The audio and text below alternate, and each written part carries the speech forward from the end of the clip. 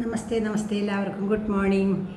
നമ്മൾ ഇന്ന് വെക്കുന്നത് ചാമക്കഞ്ഞിയാണ് കേട്ടോ. ചാമക്കഞ്ഞി ഞാൻ മുമ്പ് വെച്ച് കാണിച്ചിട്ടുണ്ട്.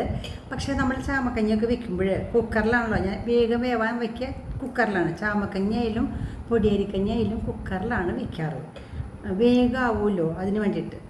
കുക്കറിൽ ചാമക്കഞ്ഞി അല്ലെങ്കിൽ പൊടിയരിക്കഞ്ഞിയൊക്കെ വെക്കുമ്പോൾ ഒരു പ്രശ്നം ഉണ്ടാവാറുണ്ട്. അതായത് കുക്കറിൽ ഇത് വെള്ളമൊക്കെ ഒഴിച്ച് അടപ്പത്ത് ഇങ്ങനെ വെച്ച് കഴിയുമ്പോൾ വിസിൽ വരുമ്പോൾ ഇത് പൊന്തിയിട്ട് ഇത് ഈ ദ്വാരത്തിലൊക്കെ വന്ന് അടഞ്ഞിരുന്നാൽ ആദ്യത്തെ വിസിൽ കഴിയുമ്പോൾ ചിലപ്പോട്ടെ ഒന്നും സംഭവിക്കണമെന്നില്ല, ചിലപ്പോഴൊക്കെ അങ്ങനെ സംഭവിക്കണം. ഇതിൻ്റെ ഉള്ളിൽ കുഞ്ഞ് വറ്റ് കയറിയെന്ന് നമ്മൾ അറിയില്ല.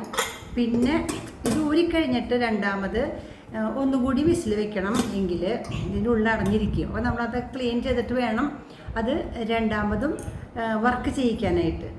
അപ്പം ഞാനിങ്ങനെ വെക്കുമ്പോഴേ എന്നും ഇങ്ങനെ തന്നെ നിറയെ ഇവിടെയൊക്കെ നിറച്ച് ഇങ്ങനെ വറ്റൊക്കെ ഉണ്ടാവും കേട്ടോ.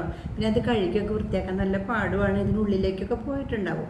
അപ്പം എന്നോട് കുശല വന്നപ്പോൾ പറഞ്ഞു, ഇതിന് ചേർത്തനിക്ക് സൂത്രം പറഞ്ഞുതരാം, ആ സൂത്രം അതുപോലെ വെച്ചാൽ മതി. ഒരിക്കലും ഇതിൻ്റെ അടപ്പോ ഇതിൻ്റെ ദ്വാരോ ഈ പാത്രമോ ഒന്നും ഇങ്ങനെ വൃത്തികേടാവില്ല. അതിനുള്ള സൂത്രം ഞാൻ പറഞ്ഞുതരാമെന്ന് പറഞ്ഞിട്ട് ഞാനത് ഇപ്പോൾ ചെയ്യാണ് കേട്ടോ. അതുപോലെ ചെയ്യാൻ പോവാണ്. നോക്കൂ കേട്ടോ, എന്താ ചെയ്യാന്നറിയോ? സ്റ്റാർട്ട് ചെയ്യാം. ഇപ്പം നമുക്ക് തുടങ്ങാം അല്ലേ. ലിറ്റിൽ മില്ലറ്റ് ചാമ അരി 1 കിലോ വാങ്ങിയതാട്ടോ. അപ്പോൾ അതിൽ നാം കുറേ ദിവസത്തേക്ക് ഉണ്ടാവും. ഒരു 1/2 ഗ്ലാസ് വെച്ചാൽ 2 നേരമൊക്കെ കുടിക്കാൻ ഇഷ്ടം പോലെ ഉണ്ടാവും കേട്ടോ. 1/2 ഗ്ലാസ് മതി.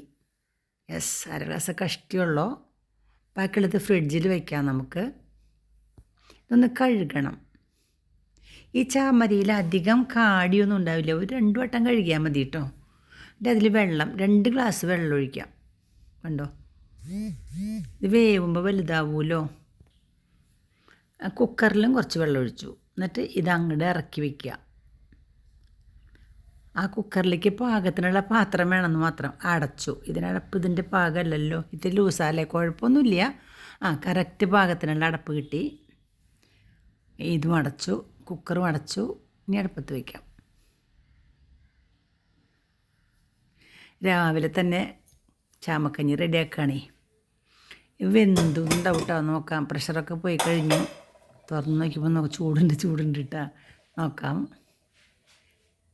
സ്പൂൺ എടുത്തിട്ടേ നോക്കാം. നോക്കൂ, കണ്ട സാധനം വെന്ത് ചോറ് പോലെ അല്ലേ.